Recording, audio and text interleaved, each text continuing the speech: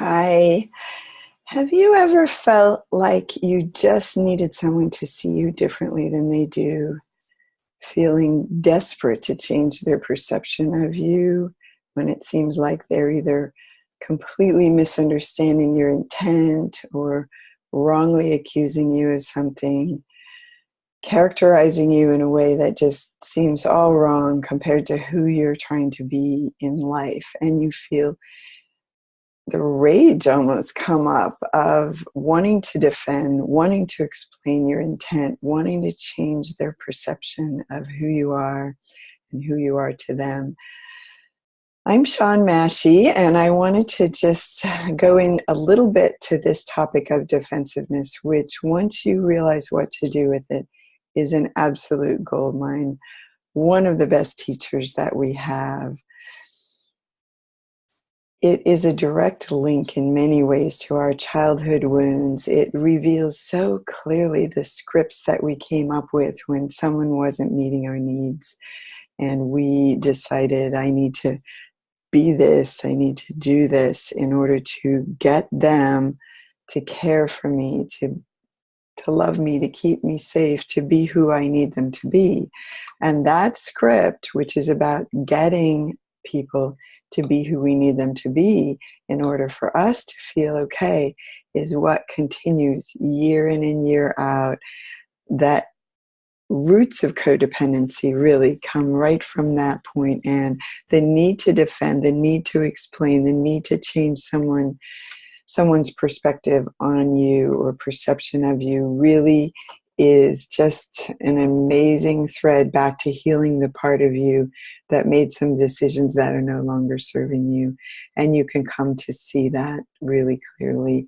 So think of a time, it could be right now, when you're really needing someone to see you differently than they do. You're needing them to act differently in some ways or treat you differently because what they're believing about you is predisposing their actions as well as what they say. Stop the video if you'd like to and get that situation really clearly in your mind, not just a general situation, but where you can actually see the moment when you felt hurt or upset, or writing all those letters to try to convince them, or whatever it is, yelling back at them, doing whatever you're doing that comes out of that need to defend. And this video is just me reading a new ebook. In fact, it's just a draft of an ebook. It doesn't even have the right cover in this particular PowerPoint presentation, but it's one that I made right after coming out of a deep pit of defensiveness around an issue with my family. And I just wanted to read it aloud as a meditation for you.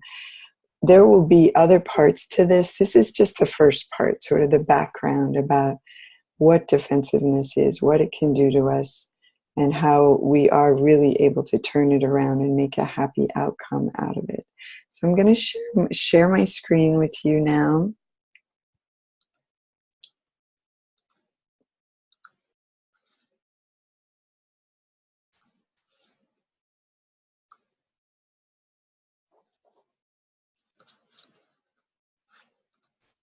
Okay, so I just want to talk about what happens when we become, let's see, do you want me in or out? I'm going to stay out. We've got enough going on here. The isolation of defensiveness. This is a whole new look at this terrorizing state of mind. And I'm just going to read it if you want to drop into a little meditation. One of the most painful things humans go through is when others misunderstand or misinterpret our actions, accuse us of actions or motives that feel completely out of line with who we are trying to be in the world, or even ostracize, retaliate, or punish us in ways that seem completely unfair. By the way, like I said, this is a draft, so don't be swayed by the typos. I love that it was made right out of me coming completely through this very deep struggle I had And I just sat down and wrote this that day. It's been edited quite a bit since then, but this is the original draft. We can feel instant shock or rage at the idea that someone we love sees us that way, which can descend into depression and despair when they don't seem to be changing their minds.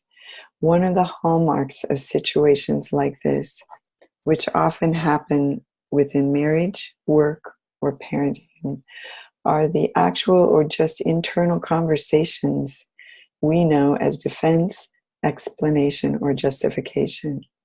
The things we want to say in defense of ourselves and our actions, the tenacity with which our brains plot and plan to turn around the offender's perception of us or shame them for causing us so much pain. These are hopelessly ineffective strategies at best and serious debilitating mental obsessions at worst. And yet the good news is that this emotional state we experience as defensiveness can be flipped into an incredible opportunity to correct some archaic and codependent mindsets in ourselves, to see the other and their own struggles more clearly, and to create much more connection and creative solutions to getting what we want, whether the other person changes their mindset or not. Oops, it's going the other way.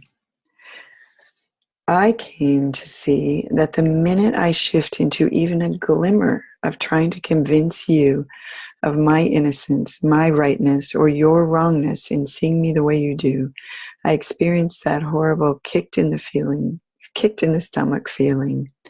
It's like my body telling me I have already lost the battle simply by making it into a battle. I have torn myself apart when I tell my most innocent self that the only way I will be okay is when you see me the way I want or need to be seen.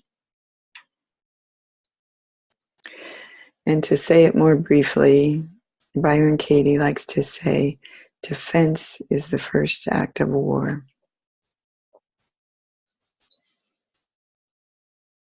The physical sense of relief and freedom and restored wholeness is instant when I free myself completely from the responsibility of changing your mind about me. Nothing has changed. You may be believing what you believed all along, or may have even escalated in that story of me and the consequences you are doling out as a result. But the world is a different place from within for me because I have asked myself how I want my relationship with my dear you and my dear self to feel that does not require you changing one bit or needing to see me differently. Can I see you as you are and let that be okay for now? Can I hold a loving image of you over there, seeing me the best way you can given what you have come to believe about me? That I am somehow a threat to you or those you love? Can I even lovingly support you in my heart for your efforts to take care of the little one inside you that feels I have done something bad and that I have the potential to hurt you? Can I care enough about how painful that must be to open my heart to you? Can I notice that my closing it was the actual moment of pain, not anything you did or said, and that reopening my heart from over here restores the flood of love that I was so desperately missing, whether you change your tune or not? I can see you over there, and I can see the loving motives behind your accusations.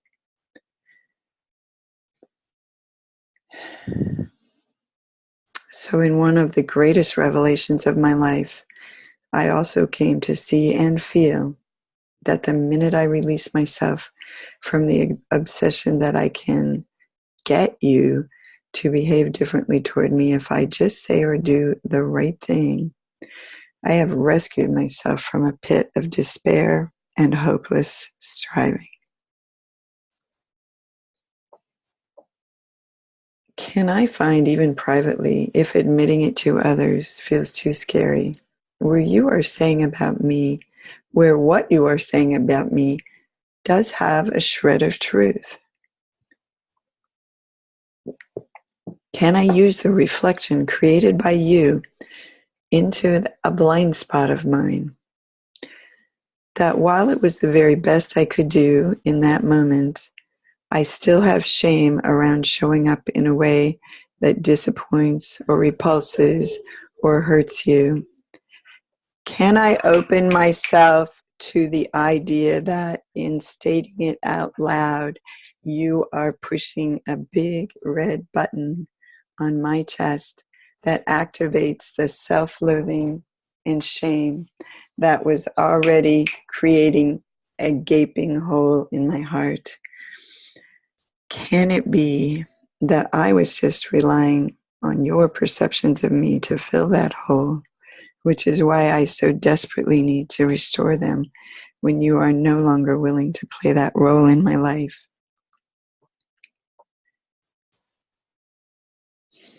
So, what is it about them seeing us that way that hurts so instantly and so much? When I was recently attacked over a text message in front of my entire family, including my daughter, the visceral response could not have been more overpowering than if someone had walked through the door with a gun pointed at me. What is that? How can another's perception of us be so overwhelmingly powerful? How can it create a fight or flight response, even when nothing is actually happening except a thought in our heads or a thought in their minds? The good news is that this crushing, debilitating, hopeless entanglement in which we engage when we believe our happiness is intimately tied to other people's perception of us can change in an instant. It can be like cutting the cord that was connecting us to them. And yet, we can feel more truly, intimately connected to them as a result of cutting that cord. We are finally seeing them as they are, in their own struggles, in their own perceptions of us, instead of just using them to validate who we feel we need to be to survive. The tenacity of these thoughts, the defense, they are deep survival wounds. And this makes defense a very deep topic. It can serve as a path out of all our neuroses when we are gifted with the opportunity it presents. It is absolutely a fertile ground for spiritual growth. It can bring out a latent state of instant rage or obsessive striving that we did not even realize existed in us. Defensiveness, that need to defend, is often the culprit in driving marriages and families apart, or the reason why people leave jobs or get fired for their less than cooperative behavior.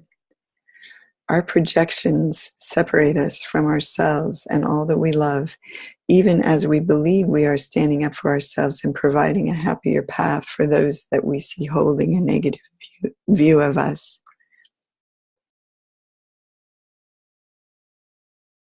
In the grace of having a relapse of a truly heartbreaking need to defend against some cruel accusations or abandonment by those we love, we are truly gifted when we see this painful state not as isolation, but as our chance to see that we were already living in isolation via our entanglement with the other's opinion of us, and that we can choose a new path that returns us to love and unconditional connection.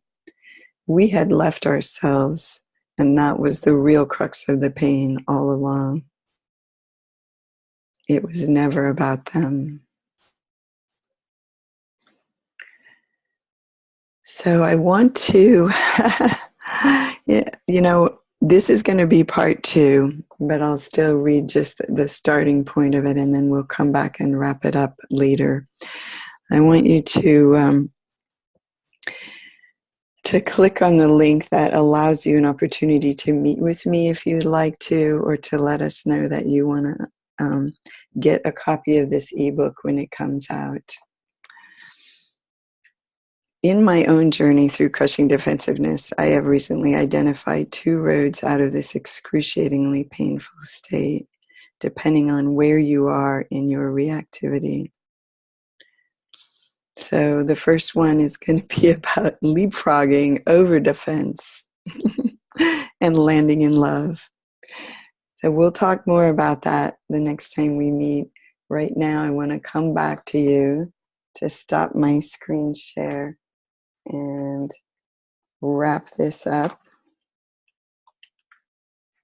Excuse me. Having a little trouble with my mouse. Yay.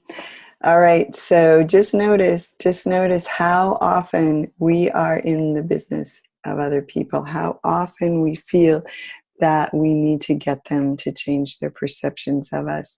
What we're doing when we do that is telling the littlest, most tender, most trusting parts of ourselves, you don't get to be okay until they see you in a certain way, until they treat you a certain way, until they behave in a way that validates that you're okay. It is an old script. It made sense when we were little, and the freedom is in coming home, giving ourselves the very thing we think we need from them, and seeing the ways that we're already shaming ourselves for what they're pointing to. How do we already suspect that they're right about us and turn on ourselves? I was speaking to someone just recently, a client who was saying that someone didn't remember her. And that person's assertion that she always remembered things ended up being the message to her, that must mean I'm invisible. So just notice how whatever is going on over there with that other person and their need to defend their own identity, to get the perception of them, they're trying to get you to see them the way they want to be seen. How we immediately turn on ourselves and we make a decision, well, this must be the way I am because someone else sees me that way, and it won't be okay until I get them to change. So just click the link that lets you get together and have a short meeting with me to help you out with a topic that relates to this. And I'll be really happy to give you these threads and also send you a complimentary copy of the ebook when it comes out soon. Take care.